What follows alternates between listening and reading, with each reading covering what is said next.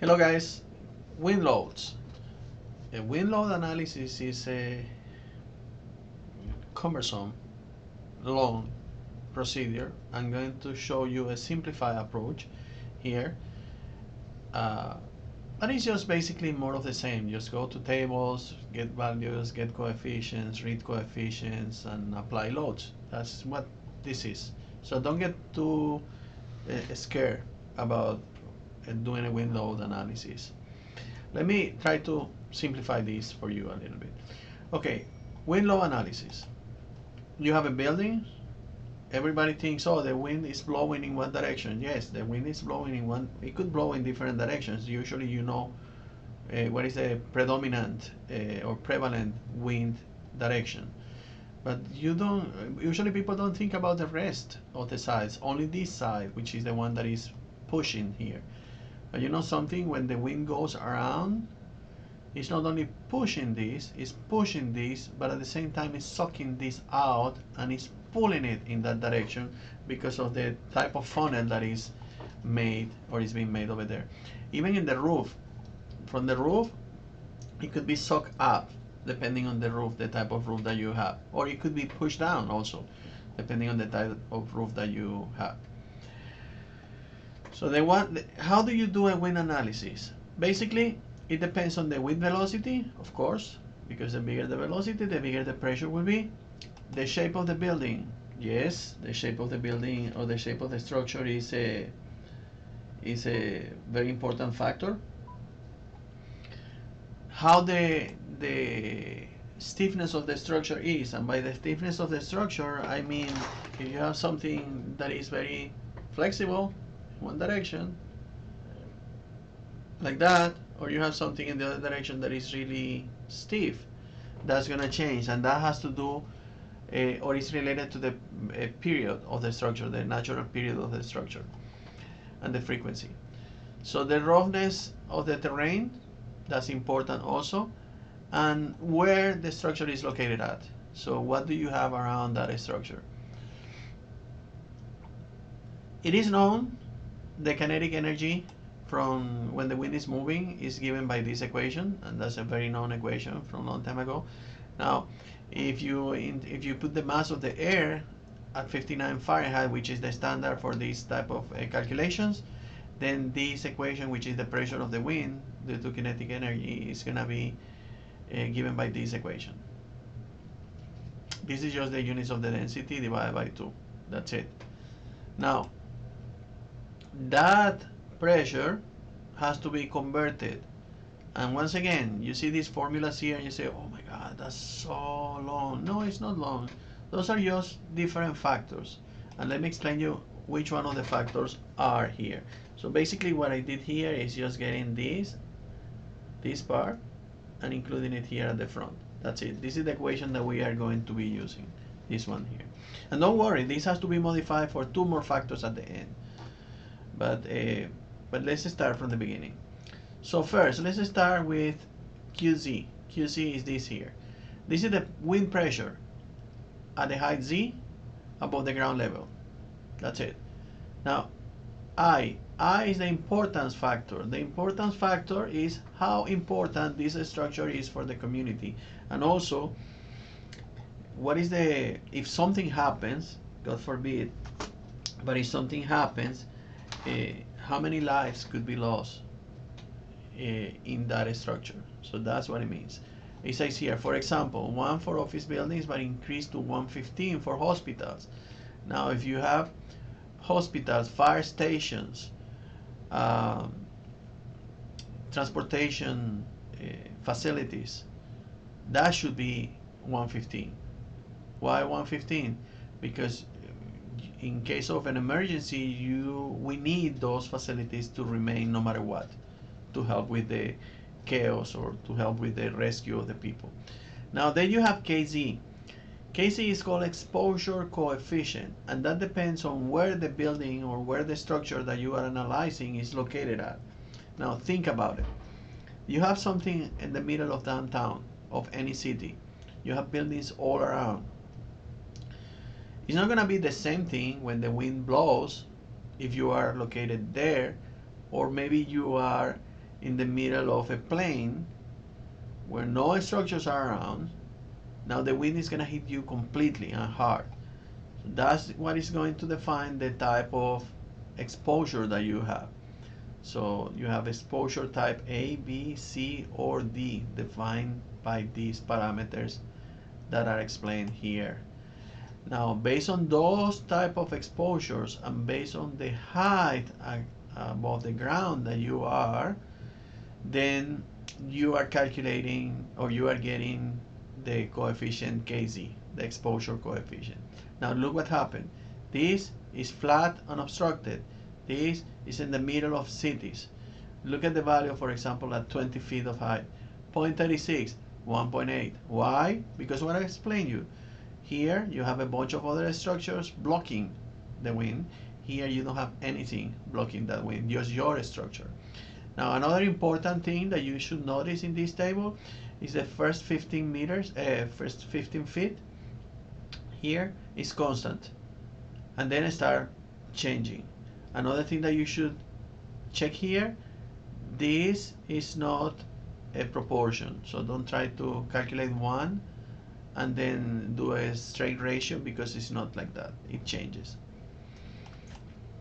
There is also this chart. I don't like it at all. I'm just showing it in case that you find it in the PE or SE exam. You can have that chart, and it's the same thing. You just go with the height of the building and the different type of exposure, location of the building. Let me go back. For example, if you go to 100, you see 0.68, 0.99, 126, 143, 0.68, 0.99, 126, 143. That's what I mean by that, depending on the type of exposure area that you are at. But don't use this one. Now you have the KCT. KCT is the topographic factor. Topographic factor is 1 if it's at level ground, and if it's at the top of the hills, KCT changes. And how do you account for this? Well, the specification tells you. And this light is gonna kill me here. Come on. Okay, now you have the wind direction factor, which depends on how the wind is approaching the structure, from what phase of the structure is approaching it, and depends on the type of structure that you have also. The wind directional factor, you have it here, for example. For buildings, main components, cladding, if the building, the chimneys, then you have, depending if it's a square or round, towers, triangular, square, or all other cross-sectional areas. So it's pretty much straightforward. Now, I told you that you have two more factors. Once you have these, the QZ, then you have to modify that. And you have to modify that by two factors. The first one is the ghost factor, and the ghost factor depends, ghost factor, not ghost factor, ghost factor, depends on the type of a structure, because it's not going to affect the same thing as a flexible structure or as a rigid structure. So for flexible structures with natural period greater than 1, you have equations for that in the specification once again. And if the structure is rigid, then it's 0.85. For rigid, natural period is less than 1. For natural periods greater than 1, meaning is taking more time for every oscillation, then you go to the standard, and it tells you how to calculate. And then you have the CP, which is the external pressure coefficient, and that just tells you what is the phase that you are studying of that building. And depending on the phase that you are studying, if it's the windward, the leadward, the sides, or the roof, then you're gonna have a different value for CP. Okay, this is what I was describing to you. You see here, it depends on the CP depends also on the type of geometry that you have, meaning L divided by B. What if you You have something in between 1 and 2, but you interpolate between these two values. There's nothing wrong with that. Okay, let's do this example. Wind pressure distribution, 4 sides, 8-story hotel located on ground level along the South Carolina coast. Consider case for a strong wind acting directly on the face AB here, blowing off the ocean. The natural period of the building is 0.92 seconds. Okay, so let's do that. But there's a bunch of information here just in this statement, in this description. So let's start picking it up. First, ground level. That tells a lot. Second, South Carolina coast. Why am I interested if it's in South Carolina or if it's in Texas or if it's in Arkansas or if it's in, I don't know, Kansas? Because you have wind maps that allows you to determine or to check for the velocity of the wind. Acting directly in the face AB, blowing off the ocean, and the natural period of the structure. Okay, good.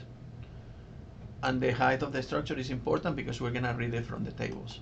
There you go. United States map, South Carolina, and then you can see here this line. That line is the one that is gonna tell you what is the velocity. And you have different lines, and you can also check the different lines that you have. So 130 in this case, that's gonna be the speed, 130 miles per hour. That's gonna be the speed of the wind, and we need that in order to calculate QS. Velocity 130. So QS is gonna be 130 squared multiplied by that coefficient, which is the density of the air divided by 2, and then you get that. Importance factor. Okay, this is a hotel. That's not important, right? Well, wrong. Because if you read here, you say might cause large loss of lives, and that's a hotel. So the importance factor is 115. What else do we have? We have to go to the KZ factor. KZ factor, velocity exposure coefficient. Okay. First is on the coast. That's what it says. And the wind blows directly from the coast, from the ocean. So we are in the exposure D. That's given in the description before. Exposure D. Now, we are at what height? The height was 100 feet. So for 100 feet, the top, the roof, and exposure factor D, KZ is 1.43. Now, what if this building is not over there at that level? Well, no, I'm sorry, not KZ, KZT, the next coefficient. If the next coefficient, which is the topographic factor, you have in the specification, you have several ways that you can calculate the KZT. Is just entering in, getting these multipliers together and calculating it. However, because this is a ground level KZT is 1, so you don't have to do anything else. KZT is 1. Now the directional factor depends on, once again, what are we calculating, and what we have is a building, and that's what we are doing with the main wind resistant system. KD is 0.85. Now, at 100 feet, which is what we were calculating before, the only thing that you have to do is multiply everything that we got before. Importance factor, this is QS, importance factor 115. 1.43 for KZ. How do you calculate KZ? 100 feet, exposure, type of exposure D, 1.43. KCT, ground level. KD, main force resistance system for the building. That's what we are calculating. 60.4 pounds per square foot. That's the pressure of the wind at 100 feet in height in the face AB of the building.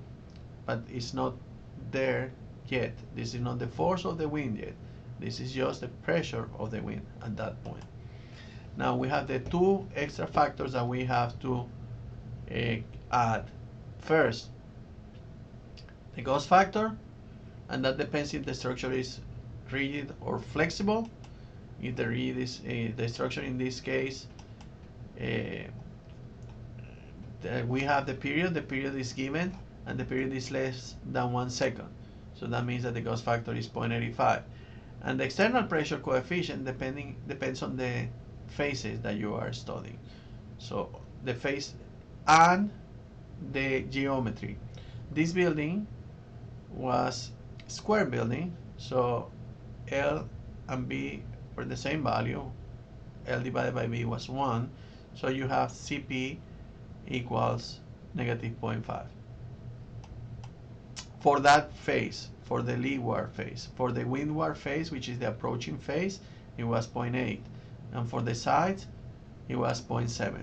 The negative sign just said if it's pushing it's positive, if it's pulling it's negative in this case. So when we put everything together, then we can calculate the values for the forces. Let's start doing that. In the windward side, we did this before, right? We calculate this 60.4. We multiply by 0.85, which is the ghost factor, and we multiply this by 0.8, which is the wall pressure coefficient, and then we get this value at 1 feet in height. That's what we have here.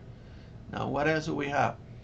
Now, if we want to calculate the leeward side, this side, the leeward phase, basically the only thing that changes in this calculation is the coefficient.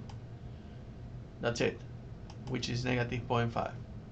So we multiply 60.4, 0.85, and negative 0.5, and we get negative 25.67 here. That will be the pressure here in this wall. Now, what else do we have? In the sides, the only thing that changes is this one. We are not calculating the roof, but these two are negative 0.7, negative 0.7. Why we are not calculating the roof?